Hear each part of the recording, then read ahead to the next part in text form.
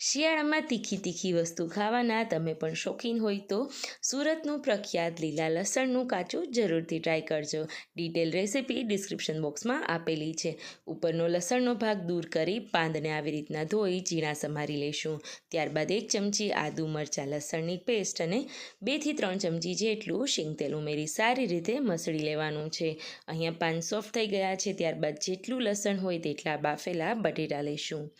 બટેટાને આમાં ઉમેરી દીધા બાદ રૂટીન મસાલાઓમાં અડધી ચમચી જેટલું મીઠું, 1 ચમચી જેટલો ધાણાજીરું પાવડર અને 1 ચમચી જેટલો ગરમ મસાલો લઈશું.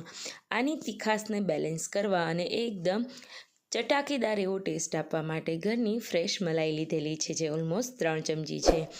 આનું ટેક્સચર ચમચીથી પાડો અને સરસથી પડી જાય તેટલું ઢીલું હોવું જોઈએ. તો તૈયાર છે લીલા લસણનું કાચું. શોર્ટ સારો લાગ્યો હોય તો નવી રેસિપી માટે ચેનલ સબસ્ક્રાઈબ કરજો.